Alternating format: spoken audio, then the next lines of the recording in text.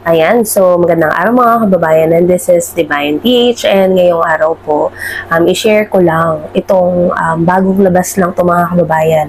Bali kahapon po, naglabas po ang Okta Research, no, na para po ito sa approval rating, no, trust and approval rating ng mga leader po ng ating bansa. Bali ito nga mga kababayan, ang sabi po, Vice President Sara Duterte's trust and performance rating have declined. So, from previous na commentary natin, nag-commentary tayo ng mga nakaraang buwan, no, regarding sa trust and approval rating na kung makikita nyo dun sa figures, bumaba talaga. Ito ang isa sa nagpapatunay lang, no, na yung mga kababayan natin, Pilipino, is aware sa nangyayari sa ating bansa, aware sa mga naglalabasan ng mga anomalya, no, na nalalaman natin. Maganda nga na maaga pa lang, no, nalaman na natin yung mga hidden agenda, yung mga pakay nitong mga politikong ito. At syempre, maganda rin na habang maaga, nalaman natin yung mga tinatago nilang lihim. Diba? So, isa na nga dyan, yung issue dito sa confidential funds at yung budget po sa DepEd. Alam naman natin mga kababayan, lalo na sa mga kababayan natin na updated talaga sa mga ganap dito sa ating bansa, na nung si Vice President Sara Duterte ang naupo bilang DepEd Secretary, wala ka talaga makikitang trabaho. Puro picture lang. Puro pa-picture lang ang makikita natin. Pero yung pinakatrabaho, hindi natin makita. To think na DepEd po ang pinakamataas na budget. Number 1 palagi ang DepEd na may pinakamataas na budget, no? Compared mo sa ibang mga ahensya ng pamahalaan. Pero sabi ko nga sa inyo, naglabas yung COA ng report regarding sa performance ni Vice President Sara Duterte. Kumbaga yung mga proyekto na ipinangako niya, na gagawin niya under the DepEd. Pero ang totoo, mga nasa 15% lang yung mga proyekto na yun. Kumbaga sabihin na natin, yung mga classroom, ang target niya is nasa 500. Pero nasa 100 lang yung mga, kumbaga yung nagawa ni Vice President Sara Duterte. Diba? So isa to sa mga nagiging dahilan. Sa palagay ko, syempre ako, kung ako rin tatanungin mo, mawawalan talaga ako ng tiwala kay Vice President Sara Duterte. Kasi unang-una, noong nangangampanya siya, nangako siya, natutulong siya, pero ang ending, siya pa yung sumisira sa administrasyon. Hindi ka na nga tumutulong, maninira ka pa. Diba? So, syempre, kung ako tatanungin mo, yan din yung ilan sa magiging rason bakit wala na akong tiwala. Yung trust and approval rating ko para kay Sara Duterte, babagsak. Diba? So, tuloy ko po Ayan. Bali, while President Ferdinand Bongbong Marcos Jr. has retained most of the public trust and approval, according to Okta Research 2024, fourth quarter, tugon ng masa survey. Duterte's trust rating fell to 49%, down from 59% in the third quarter of 2024. So, yung mga kababayan, 10% kaagad yung binagsak noong third quarter na survey kay Vice President Sara Duterte. Kasi nga po, dismayado na yung mga tao, nawalan na ng tiwala. Dahil hindi nila nakikita yung Vice President na binoto nila noong 2022 na nagtatrabaho. Imbis na magtrabaho, kung ano-anong kalokohan ginagawa, kung ano-anong paninira ang ginagawa. Habang siya kung ano-anong kabulastugan ang ginagawa, itong presidente natin nagtatrabaho. Diba kahit anong paninira yung sinasabi nila, yung iniimbento pa nga yung iba scripted na ginagawa nila laban kay President Bongbong Marcos at sa pamilya nito. Nagtatrabaho yung presidente natin. Sabi nga ni BBM, wala siyang time sa mga taong naninira sa kanya. Kasi si BBM, napaka-professional niyan. Hindi siya bababa sa level ng mga taong to. Siyempre, aaksayahin niya ba yung oras niya dito sa mga naninira sa kanya? Instead na gawin niya yun, magtatrabaho siya. Paglilingkuran niya yung mga kababayan natin Pilipino. Kasi, ano bang mangyayari pag pinatulan siya ni BBM? Wala. Lalo lang maninira yung mga yan eh. Buti na lang yung presidente natin matalino. Buti na lang yung presidente natin nag-iisip at very professional. Sobrang daming paninira yung iniimbento nila. Kahit grabe yung pangyuyurak nila sa presidente natin, nagtatrabaho pa din. Ginagawa pa rin niya yung trabaho niya na paglingkuran ng ating mga kababayan Pilipino. At iyan ay nakikita po ng ating mga kababayan. Kaya nga yung trust rating ni PBBM is ganun pa din. Kumbaga, kung ano yung trust rating niya before, as is pa din yung trust rating niya ngayon. Kasi nga po, nakikita nila na yung presidente natin, kahit na grabe yung pambabatikos ng mga kritiko niya, kahit grabe yung paninira sa kanya, patuloy pa rin na nagtatrabaho. Kumbaga, unbothered king.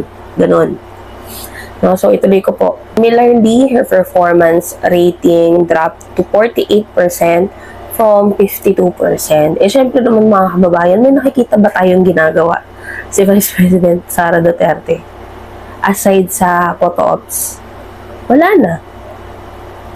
Wala na tayong nakikita. Hindi na siya nagtatrabaho. Kumbaga, hindi na functional ang ating Vice President. Kasi ang priority niya is kung paano niya masiraan si PBBM. Ang priority niyan, kung paano siya maging presidente. Diba sabi nga po ng mga alagad niya, by January 13, 14, si Sara Duterte na daw magiging presidente. Pumalpak yung plano nila dun sa INC rally. Kaya hanggang ngayon, si PBBM pa rin ang presidente. At hanggang ngayon, sobrang dami pa rin po ng mga kababayan nating Pilipino. Hindi lang Pilipino, pati mga foreign leaders na nagtitiwala at sumusuporta sa ating mahal na Pangulo. Ito po this marks the first time that both the trust and performance ratings of the Vice President have fallen below the majority threshold.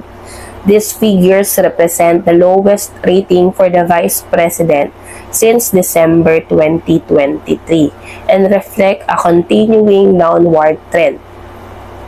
Most of those who distrust Duterte are from the National Capital Region, and isa po ako doon. Siyempre, taga-NCR ako And siyempre, bilang isang Pilipino na concerned sa Pilipinas at aware sa mga nangyayari sa Pilipinas, nakikita ko po at nalalaman ko po yung mga kabulastugan ng mga supposedly na dapat na leader na tutulong para mapataas ang antas ng pamumuhay, mapataas ang ekonomiya ng bansa. Kaya hindi nga ako papayag, mga kababayan, na isa sa walang bahala natin. Kasi 'di ba, recently may panawagan sila na wag ma-impeach or wag nang pagtuunan ng pansin yung impeachment kay Sara. No, hindi ako papayag. It's time. It's really time na ma-impeach na si Sara Duterte. At maaari nga sana kahit sa local hindi na yan makapwesto pa Imbis na paglingkuran tayong mga Pilipino, nagpapakasasa sila sa dapat para sa atin.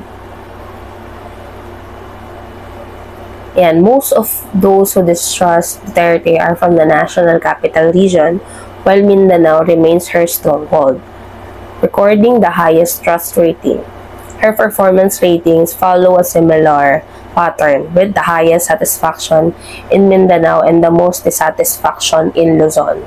Meanwhile, President Marcos experienced a slight decline in his ratings. His trust rating dipped to 65% from 69% in the previous quarter, while his performance rating dropped to 64% from 66%. So, kay PBBM, medyo bumaba ng ilang percent, no?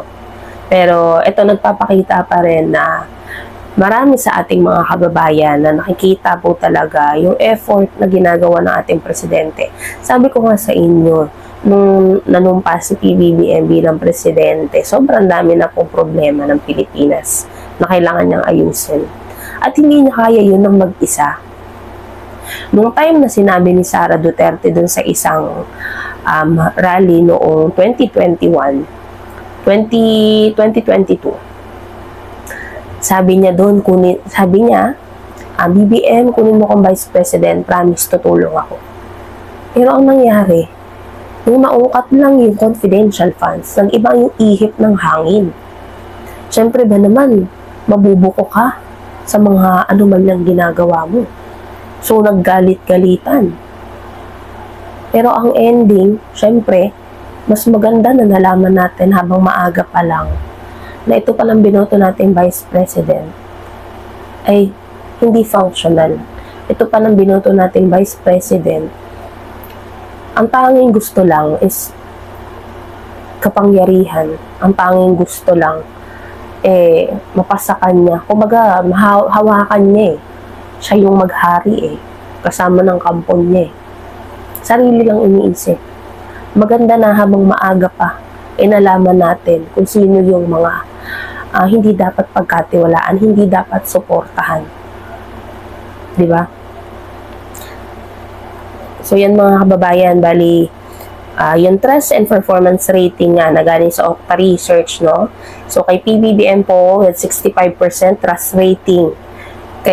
And performance naman is 64%, while Vice President Sara Duterte bumagsak o lumagapak talaga yung trust rating niya, no, from 59% noong third quarter down to 49%. And yung performance naman niya from 52% noong third quarter, noong fourth quarter naging 48%. So yan mga kababayan, sana naman, no, buksan natin yung isip natin, mata natin, kung ano talaga yung totoong nangyayari sa ating bansa. Kung sino talaga yung mga leader na sobrang selfish at sarili lang nila iniisip nila. Huwag na tayong sumuporta sa mga taong may sariling agenda. Kasi syempre bilang public servant, dapat ang main priority mo ay yung mga Pilipino, yung kapakanan ng mga kababayan natin Pilipino. Diba? Hindi yung pansariling interest. So, dapat maging wais tayo sa pagpili ng mga leader na iboboto natin para hindi tayo mabigo. At syempre, sabi ko nga sa inyo, yung tagumpay ni President Bongbong Marcos, tagumpay po yan ng bawat Pilipino. Kaya sana suportahan natin yung mga proyekto ng administrasyon. Hindi ko sinasabing dapat gustong-gusto niyo si BBM. Dapat suportang-suporta kayo kay BBM. Hindi po ganun. Ang gusto ko lang na once na may magandang nagagawa ang administrasyon, once na may mga proyekto ang administrasyon, suportahan po natin. Dahil hindi lang naman si BBM ang magbibenepisyo niyan. Tayong lahat, majority ng Pilipino ang magbibenepisyo. So yun lang po mga kababayan. Maraming salamat po sa inyo lahat.